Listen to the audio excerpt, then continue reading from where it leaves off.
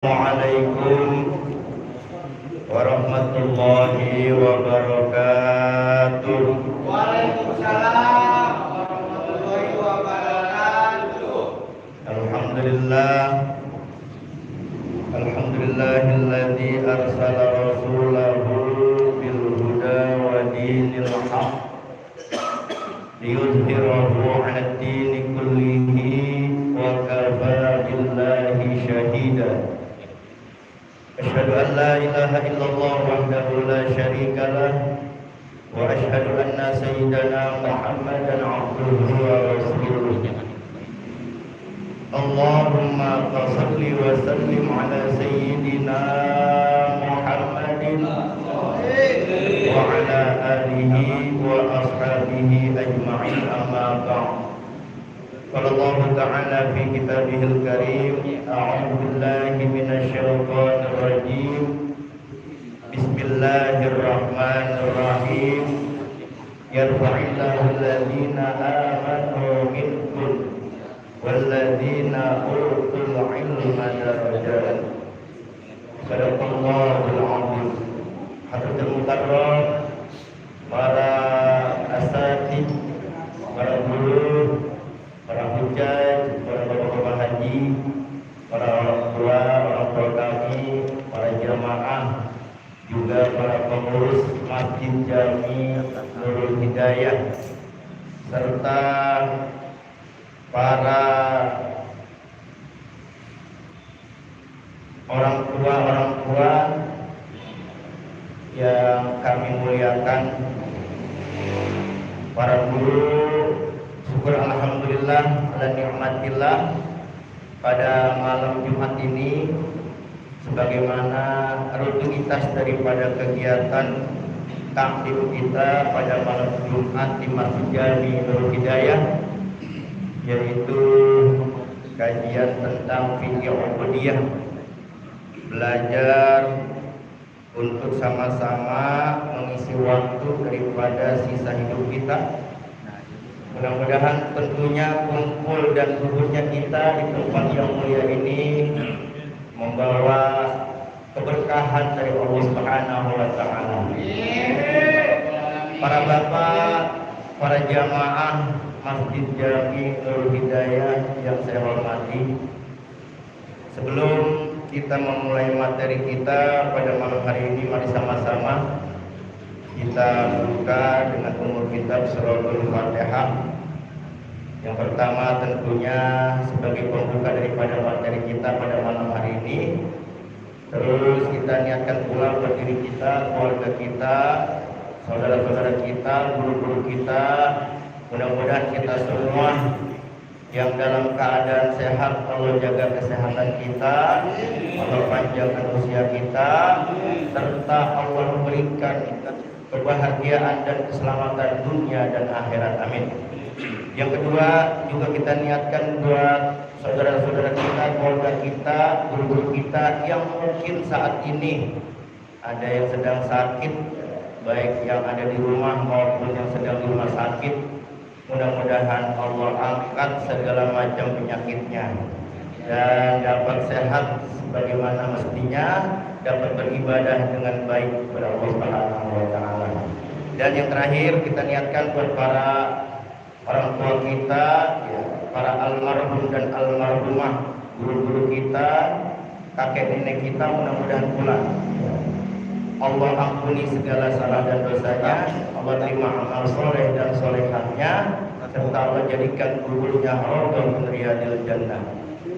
Al-Fatihah illa wa ila hadratin Nabi Muhammadin Mustafa Rasulullah sallallahu alaihi wasallam. Kulluhum al-Fatihah.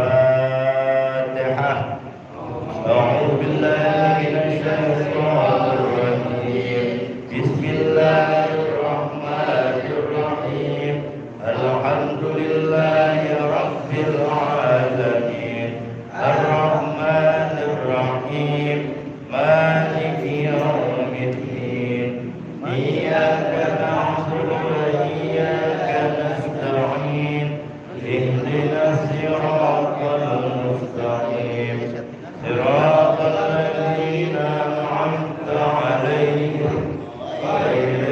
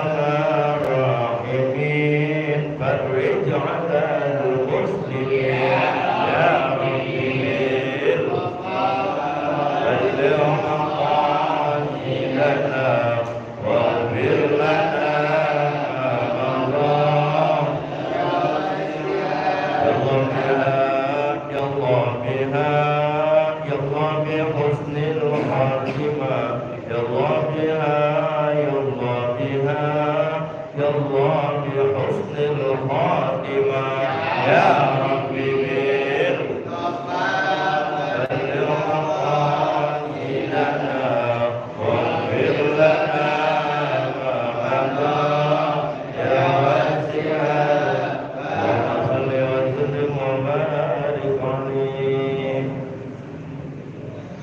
para bapak, para jamaah Majelis Ta'lim malam Jumat Masjid Jami Nurul Hidayah yang mudah-mudahan kita semua dimuliakan Allah Subhanahu wa taala.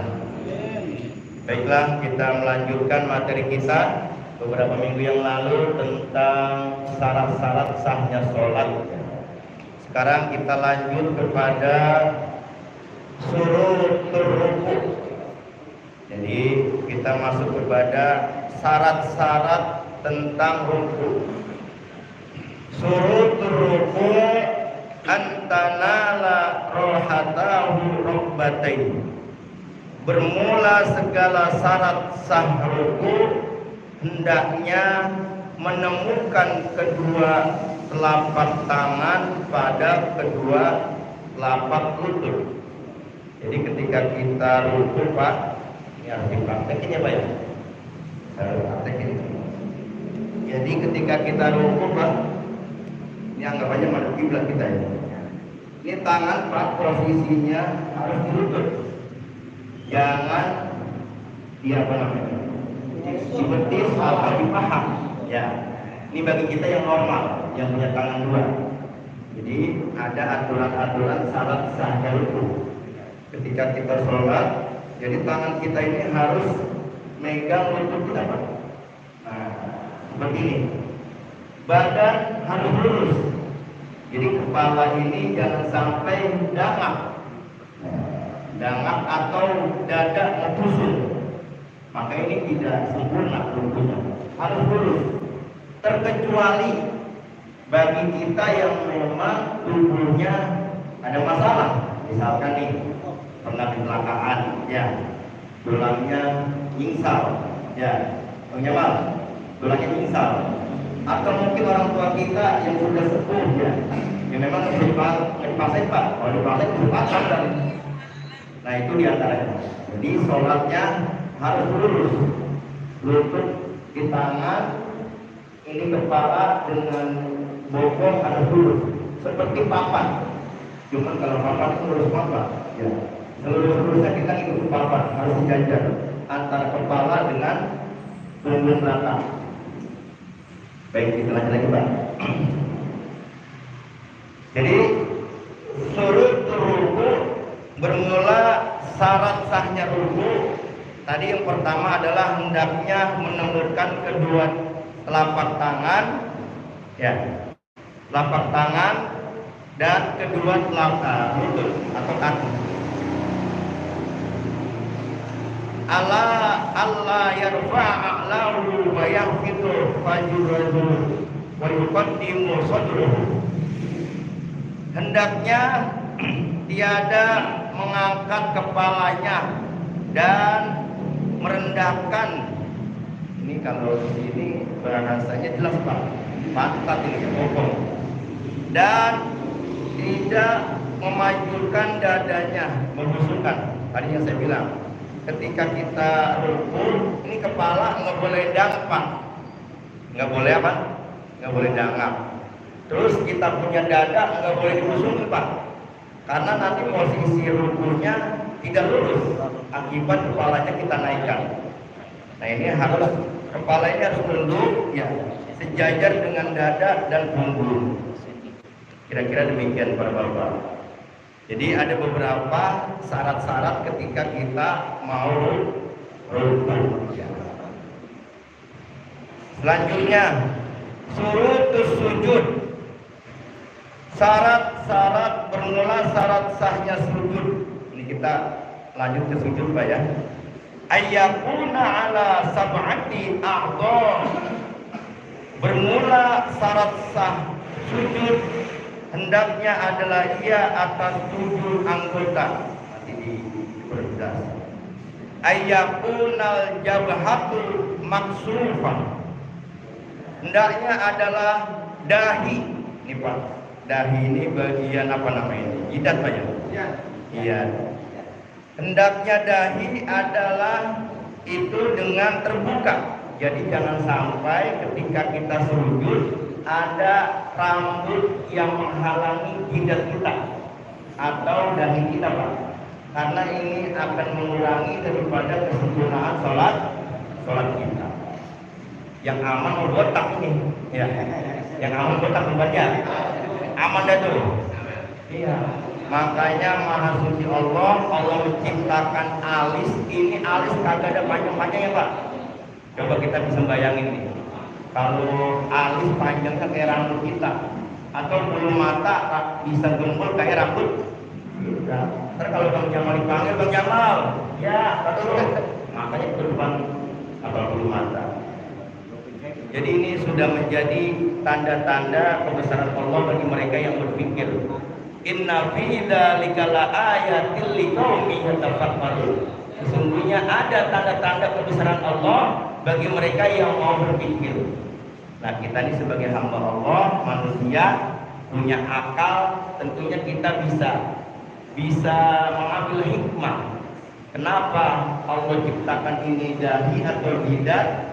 Adalah untuk kita sering sujud, bisa bersujud, bisa beribadah dengan khusyuk. Supaya jadi jangan sampai nanti yang rambutnya panjang nih ketika sujud menghalangi jidat kita, maka itu akan mengurangi daripada kesempurnaan sholat. Kalau yang rambutnya rada panjang nggak apa-apa digurkir, ya nggak apa-apa digurkir. Yang penting jangan sampai menghalangi jidat kita ketika sujud. Baik, kita lanjut. Allah yasjuda ala syai'in yataharraka biharkatihi. Hendaknya jangan sujud di atas sesuatu yang bergerak dengan geraknya. Nah, ini adalah iman. Ketika kita sujud di tempat sholat yang kita mau sholat ini, jangan sampai ada bekas gerak. Ini kayak kalau saya mencontohkan seperti ini. Ini misalkan lantai ini, biasanya suka bekas ada adukan semen dia. Ya Pak ya. Nah, ketika lantai itu kita bersujud ada bekas adukan semen yang sudah kering, maka ketika kita sujud ini akan ini udah kering ceritanya nih. Jadi semennya udah kering. Jadi akan membenjul ya. Apa sebenarnya? Ada yang ada yang ganjel. Ganjel susah banget ya. Jadi ini tempat sujud ada yang ganjel. Maka itu tidak menyempurnakan daripada sholat kita. Kenapa? Ini jidat tidak nempel seluruhnya. Karena ada yang terhalang di situ. Ya kita ambil contoh misalnya ini Pak, ini tasbih dah ya. Tasbih ya. Ini mohon saya praktekin lagi nih tasbih. Begitu kita sujud ya. Tuh. Ada yang ganjel kan ya? Berarti kan ini jidat kagak nyentuh seluruhnya. Maka itu harus diulang. Kesempurnaan sujud kita terhalang gara-gara tadi ada tempat yang bergerak. Kalau di sini dijelasin tempatnya bergerak Pak. Bergerak itu artinya ada yang menghalangi ketika kita sujud. Ya. Selanjutnya masuk ke baru. Kita masuk ke baru nih Pak. Ad-darsul tasi' fi sunanis sholat. Bermula pelajaran yang ke-9 yaitu pada menerangkan tentang sunnah-sunnah sholat. Sunnatus sholati qabla dukhuli fiha isnani al-adhan wal iqamah. Bermula segala sunnah sholat sebelum masuk padanya ada 2. Pertama adzan dan kedua iqamah. Untuk mendatangkan waktu sholat itu ada 2 Pak. Pertama tandanya adzan, kedua tandanya iqamah. Kalau misalnya waktunya udah lewat maka langsung iqamah. Ya, tapi kalau pas waktunya aja harus ajan dulu baru iqamah. Nah ini berkenaan mengenai setelah setelah azan itu ada sholat sunnah 2 rakaat, namanya apa? Sholat sunnah qobliyah.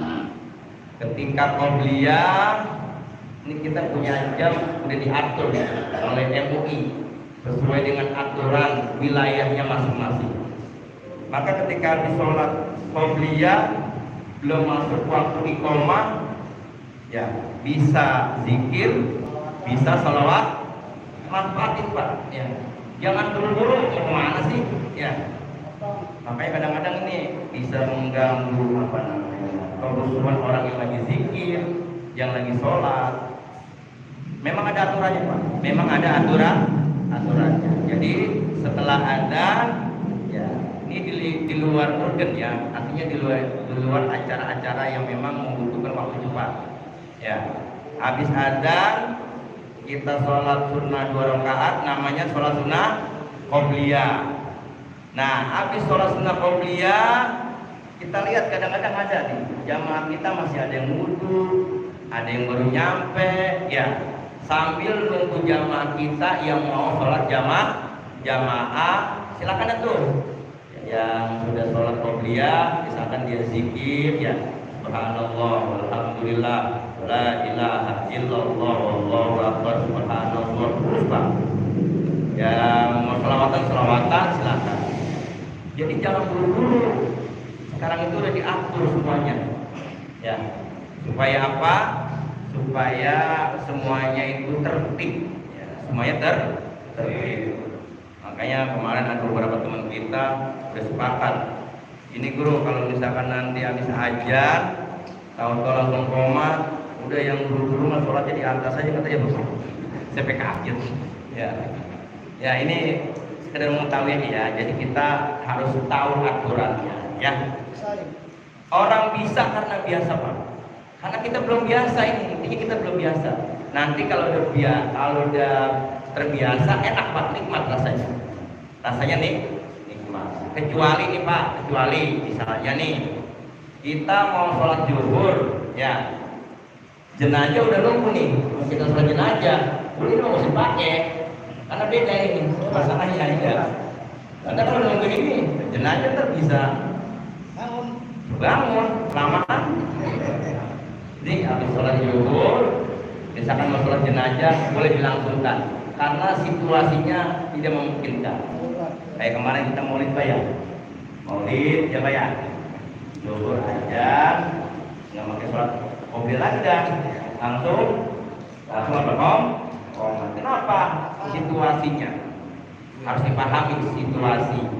Pertama yang kita takutin kalau ngikutin aturan normal ya, yang megang tasbih mungkin tasbih, yang ngeliatin nasi kagak beres itu ya nggak? Kagak beres. Apalagi dari pagi belum makan ya. Wah Allah, ini jam lama amat ini. Iya, Maji. Mana yang udah mateng ya kan? Kambing udah cium baunya kambing. Nah kalau yang udah kayak gitu Pak, dimaklumi ya, dipahami ya. Saya yakin semua sepakat ya Pak ya. Iya, sepakatlah kalau seandainya situasi beda dengan yang normal. Iya, tidak terburu. Jadi saya ulangi lagi bahwasanya sebelum masuk sholat ada tanda-tanda. Pertama yang disebut dengan azan, datangnya waktu sholat. Terus yang kedua, sebelum sholat dimulai ada yang namanya iqomah ya, setelah kita sholat qobliyah. Kita lanjut Pak.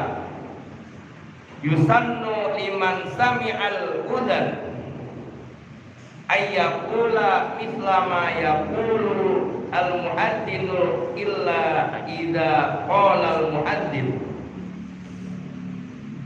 Disunatkan bagi orang yang mendengar azan hendaknya mengucap seperti apa yang diucapkan oleh si muadzin, kecuali apabila menghadap muadzin itu, apabila mengucap muadzin itu. Artinya gini Pak.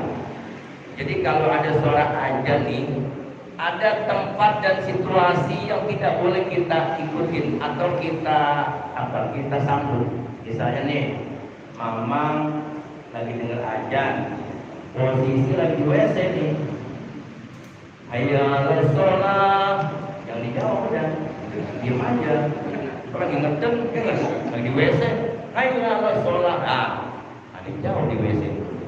Jangan. Jadi situasi tempat ini sangat menentukan.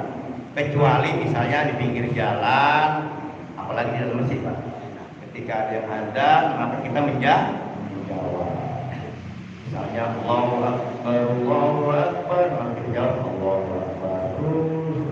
Nah, kecuali ada lafaz-lafaz selain adzan yang yang pada normalnya azan subuh ya. Itu beda lagi tuh. Ketika ada tambahan as-sholatu khairun minan naum, jawabnya jangan as-sholatu khairun minan naum, ada lagi shodaqta wa bararta wa nadzalika minasyahidin. Kalau yang belum tahu apa-apa, as-sholatu khairun minan naum apa-apa kalau yang belum tahu mah. Nah, sekarang kita udah tahu doanya. Ketika mendengar as-sholatu khairun minan naum, jawabnya apa? Shodaqta wa bararta wa ana dzalika minasyahidin. Nanti kita kaji, Pak, ada babnya. Ya, ada bab bagaimana kita menjawab azan yang baik dan terbaik. Ada juga tidak diperbolehkan menjawab azan ketika posisi kita di tempat-tempat yang tidak diperkenankan. Ya. Jadi nanti ada aturannya, Pak. Ya. Baik, kita lanjut, Bapak ya.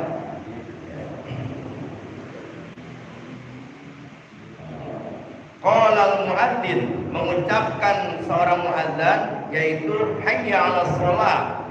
Mari kita hayya 'alal falah, mari kita meraih kemenang, dan seterusnya.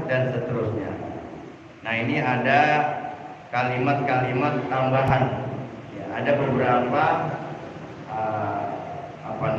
ahli fikih atau ahli hukum tentang Islam ini menambahkan selain hayya 'alal falah ada tambahnya, Pak, la haula wala quwwata illa billah.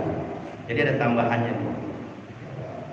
Jadi ikhtilaf atau pendapat para ulama kita memang macam-macam, Pak, luar biasa ya. Memang pendapat itu nanti kita lihat ya. Selama itu tidak keluar dari ajaran agama kita atau tidak menyinggung ya, atau tidak keluar dengan keterangan Al-Quran dan hadis, maka wajib kita ikuti. Baik, kita lanjut para bapak. Wa idza qala al-muadzinu fi adzanis subhi, dan apabila mengucap muadzin pada adzan subuh, as-sholatu khairum minan naum, salat itu lebih baik daripada tidur. Ini sebenarnya bahasa Allah untuk membangunkan seorang manusia yang beriman dan bertakwa. Ya. Makanya kadang-kadang kita kalau subuh mau dengar bener, Pak, kuping mau dengar, selimut lagi ya. Cuman mengaji rada-rada berat emang itu. Kenapa? Nah, jawabannya satu. Orang karena tidak dibiasa. Ya. Orang bisa karena biasa. Itu kuncinya. Kalau kita udah biasa mah, jangankan azan subuh, belum azan kita udah bangun di dia. Tuh. Makanya ini kita kan nggak kayak Nabi Sulaiman, Pak. Kalau kita bisa kayak Nabi Sulaiman, bisa dengar binatang pada ngomong apa, nah kita pada bangun nih, Pak. Ayam jam 1 buru-buru yuk ya, bangunin kita itu. Cuma kita nggak paham bahasanya. Ya. Bahkan ada diceritakan itu ketika kita mengantar jenazah seorang muslim yang soleh ke pemakaman kubur itu, ada diceritakan itu, Pak, di dalam kitab saya lupa. Di dalam kitab saya ingat ya, Pak. Cerita seperti ini. Jadi ketika jenazah itu mau dibawa ke tempat pemakaman umum, itu kalau ada binatang yang ada di sekitarnya, Pak, Ya, kalau dia orang soleh, maka dia mendoakan luar biasa. Ini orang-orang, ini jenazah penghuni surga. Maka kalau binatang itu begitu lihat jenazah mau dikuburin pada kabur, ini secara logika kita Pak, itu sudah menandakan ada sesuatu yang menjadi rahasia Allah. Ya, ya artinya kan kalau secara logika kita itu binatang kenapa pada kabur, ya kan? Itu binatang kenapa pada berisik ketika jenazah dikubur? Nah ini menjadi hikmah buat kita Pak. Makanya kalimat syahadat, tasbih ketika kita menguburkan saudara kita atau diri kita ketika terkubur, jangan sampai putus mengucapkan kalimat tahlil la ilaha illallah. Itu jangan sampai putus Pak. Jangan sampai putus. Karena itu makanan orang yang telah meninggal itu yang dia pengen ya. Itu yang dia inginkan. Baiklah para bapak, para jamaah sekalian yang saya muliakan, kita lanjut, masih ada waktu sekitar 10 menit lagi. Fayaqulu sami'u sodaqta, maka mengucap orang yang mendengar, sami'u mendengar, sodaqta wa bararta wa ana ala dzalika minasyahidin. Nah ini adalah jawaban as-sholatu khairum minan naum. Tadi bagaimana Pak doanya? Sodaqta wa bararta wa ana dzalika minasyahidin. Boleh nanti ini dicatat ya. Khusus di sini nanti ada bacaan doa menjawab as-sholatu khairum minan naum. Pertama-tama mandi kita, paling kita baca lama-lama karena udah kita baca udah kelihatan hafal, insyaallah hafal. Ya, kita lanjut. Sunanis sholati ba'da dukhuli fiha naw'ani. Bermula segala sunnah sholat sesudah masuk. Ya. Sesudah masuk di dalamnya ada dua macam. Yang pertama yang disebut dengan sunnah ab'ad, dan yang kedua yang disebut dengan sunnah hayat.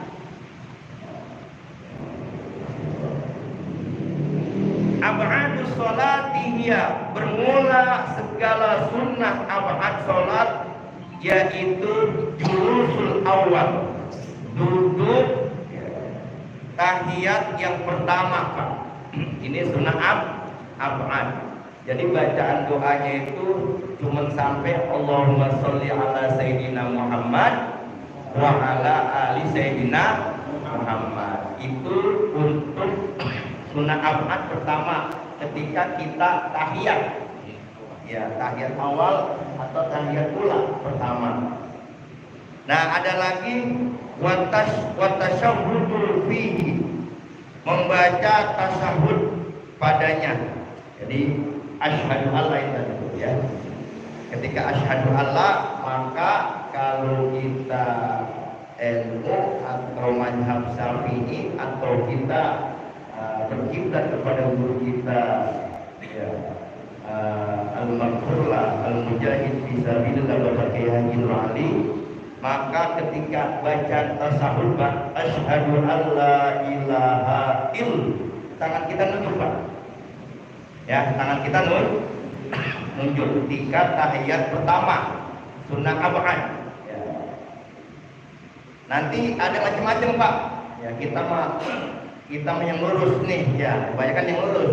Nanti ada juga yang nunjuknya itu muter-muter, itu mah terserah dah. Ya.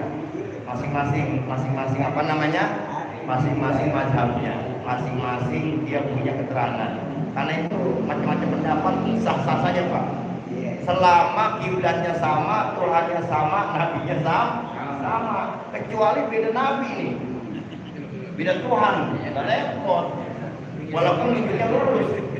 Ya. Jadi kalau kata guru-guru, jadi keterangan mengucap tasawuf itu Pak, ketika nunjuk, ketika asyhadu Allah, nah, gitu. Kita langsung nunjuk. artinya kita bersaksi bahwa tiada Tuhan selain Allah. Kalimat nunjuk ini kita bersaksi, ya, bahwasanya kita seorang makhluk, seorang ciptaan Allah, tidak memiliki kekuatan, bahkan hanya bisanya itu berbuat salah dan dosa. Jadi pengertian nunjuk ini Pak, ya, kita ini manusia hamba yang lemah, ya. Kan ada dua tuh, ada yang disebut dengan kholik, artinya sang pencipta, ada yang disebut makhluk. Kalau udah kholik, udah mentok udah Pak, ya. Kalau makhluk ini macam-macam, manusia, binatang, hewan, tumbuh-tumbuhan, gunung, laut, ini semua makhluk. Makanya kata Allah apa? Wa'budullaha wa la tusyriku bihi syai'a. Sembahlah aku wa la tusyriku bihi, dan janganlah engkau berkhianat atau mendua pada Allah. Artinya apa? Jangan kau musyrik, jangan meminta sesuatu kepada makhluk kecuali kepada Allah. Nah ini Pak, kecuali hal-hal yang sifatnya itu duniawi. Contoh misalnya sakit, ya kita datang ke dokter, jangan doa dong Pak, kalau sembuh-sembuh, yang wajib. Iya, tetap intinya yang menyembuhkan adalah Allah, ya, dengan wasilah. Para bapak, para jamaah Masjid Jami Nurul Hidayah yang saya muliakan, mungkin nanti kita akan lanjut lagi mengenai waktunya, bentar lagi masuk sholat isya. Oleh karenanya para bapak, para jamaah, wabil khusus saya pribadi nih Pak, ya, saya memberikan nasihat buat pribadi saya dan umumnya kepada kita semua. Selagi kita masih sehat Pak, selagi kita masih ada waktu, yuk sama-sama Pak, kita jamaah nih, kita sholat ke masjid, ya. Bagi yang di rumah mungkin ya nengokin, ya seminggu sekali mah, ya sholat jamaah.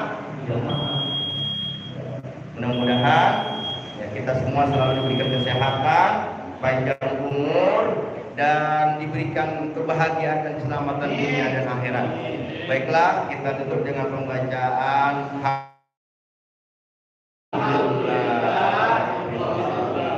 demikian, mohon maaf. Assalamualaikum warahmatullahi wabarakatuh.